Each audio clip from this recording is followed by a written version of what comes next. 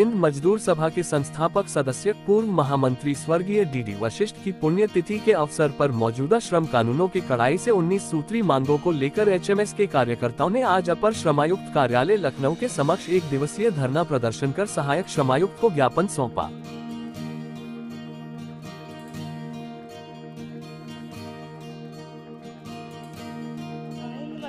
सभा की तरफ से 1 दिवसीय धरना प्रदर्शन, साथ ही अपनी कुछ मांगों का ज्ञापन भी दिया गया है। क्या कुछ मांगे हैं और क्या कुछ कहना चाहेंगे इस धरना प्रदर्शन के माध्यम से? देखिए, ये आज 14 फरवरी को हमारे जो ऑल इंडिया हिंद मजदूर पार्टी जनरल सेक्रेटरी है उनकी पुण्यतिथि भी है और उनकी पुण्यतिथि को हम लोग संकल्प दिवस के रूप में मनाते हैं।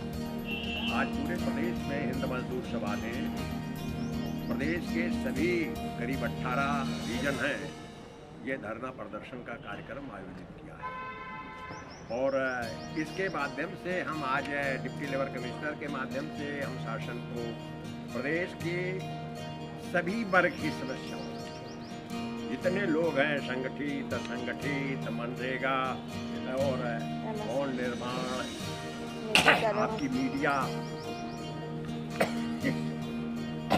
इंजीनियरिंग, रेलवे, चाहे पेंशन की स्कीम हो, चाहे सार्वजनिक क्षेत्रों के निजीकरण करने की बात हो, उन सारे मुद्दों पर हमने अपने विचार सरकार के सामने रखा है और उनसे मांग की है कि हमारी इन समस्याओं का जो ज्वलन समस्याएं हैं उनका निराकरण तत्काल कराएं, बैठक कराएं। पिछली बार हमने 14 फरवरी को ये करके ज्ञापन दी थी, जिसको सरकार ने नोटिस ली थी।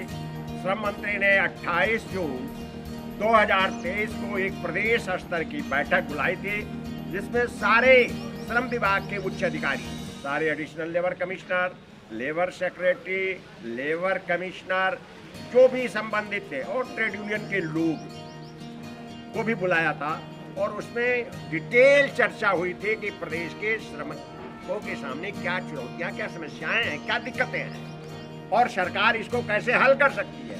मंत्री जी ने पूछा था हमको कौन से कानून के वायलेशन से हमें क्या नुकसान हो रहा है, क्या हाल है, ये सब चर्चा हुई थी, जिसकी कार्यवृत्ति भी जारी हुई। माननीय मंत्री जी ने वादा किया था कि हम इसको रिव्यू करेंगे और रीजन वाइज हम बैठक भी करेंगे और इन समस्याओं का निराकरण करेंगे। लेकिन दुर्भाग्य है कि आज तक दोबारा कोई बैठक नहीं हो सकी, उसका भी हमने ध्यान आकर्षित करने का काम किया है। आज के इस बैठक में हमने जो मांग पत्र दी है उसमें खास करके कोई ऐसी मांग नहीं रखी है जो सरकार के लिए या सेवा योजक के लिए डिमांड हो।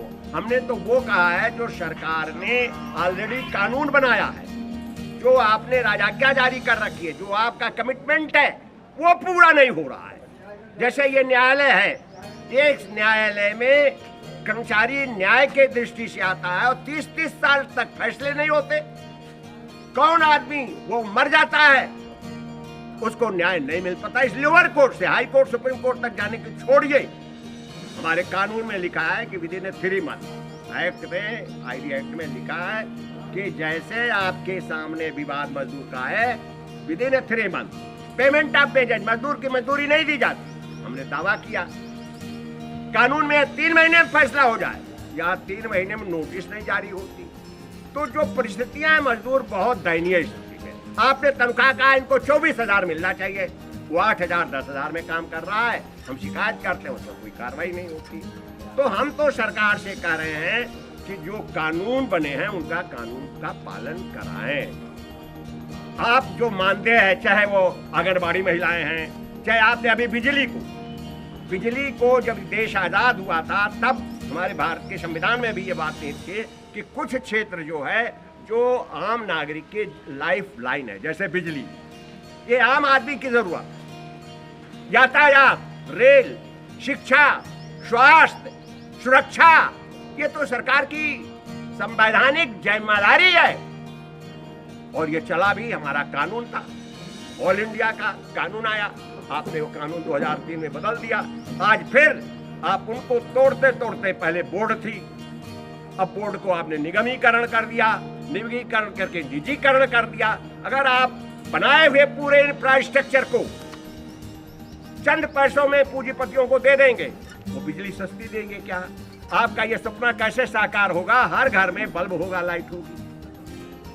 तो हमने इस प्रकार से हिंद मजदूर सभा एक केंद्रीय मजदूर संगठन, हमारा सन 1948 में हमने हिंद मजदूर सभा का गठन समाजवादियों ने इसलिए किया था कि हम चाहते हैं कि देश के मजदूरों का बंटवारा ना हो। मजदूर बटेगा तो जो उसकी हाल होगी होगा, हो रहा है। आज हम बहुत हिस्सों में बट गए हैं। हम एक ही उद्योग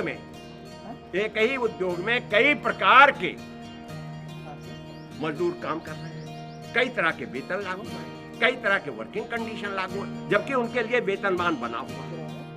और एक नहीं, मैं सन 1970-72 से इन कर्मचारियों के बेज बोर्डों में, चाहे वो शुगर बेज बोर्ड हो, चाहे इंजीनियरिंग बेज बोर्ड हो, चाहे न्यूज इंडस्ट्री का मजिठिया बेज बोर्ड हो, बचाओ, उन सब में काम किया। उन बोर्डों में मजदूरों की क्या मजदूरी हो, क्या वर्किंग कंडीशन हो, निर्धारित करने का काम किया, लेकिन आज उनको नहीं मिलता। तो हम इस सरकार को ये ज्ञापन जो दे रहे हैं, हमारा ये हिंद मजदूर सभा की ओर से, ये आपके प्रेस नोट में भी हमने रखा है।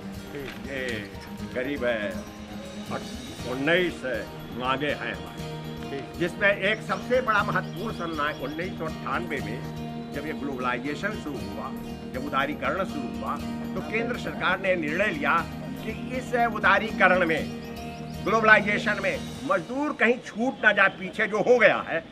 इसके लिए उन्होंने एक बोर्ड बनाने का कहा था, उच्च स्तरीय स्टेट लेवल का, क्वार्टरली उसकी बैठक हो मुख्यमंत्री की, ताकि उनकी समस्याओं का निराकरण हो। लेकिन आज तक पिछली सरकार में जब मंजुषा गौतम जी थी यहाँ लेबर सेक्रेटरी, तब बना था, शैलेश जी ने भी बनाया था, लेकिन कभी क्वार्टर की बैठक नहीं हुई, तो वो बोर्ड नहीं बन पाती, बोर्ड का कार्य नहीं होता जिसमें मजदूर अपनी बात उस फोरम पर कह सके कि क्या उनकी समस्याएं हैं। तो इन तमाम मुद्दों को लेकर के हमने आज ये संकल्प दिवस है, और आज हिंद मजदूर सभा इस बात की संकल्प लेगी कि हम 2025 मनरेगा से लेकर, कैटियर मजदूर से लेकर, संगठित मजदूर से रेल, बिजली, पानी, सारे के लोगों पूरा परिचय आंदोलन, पूरा परिचय दे दीजिए बस। पूरा परिचय। मैं उमाशंकर मिश्रा, महामंत्री हिंद मजदूर सभा उत्तर प्रदेश, और विभिन्न मजदूरों के संगठनों में उनको संगठित करने का काम पिछले 50-60 साल से। धन्यवाद।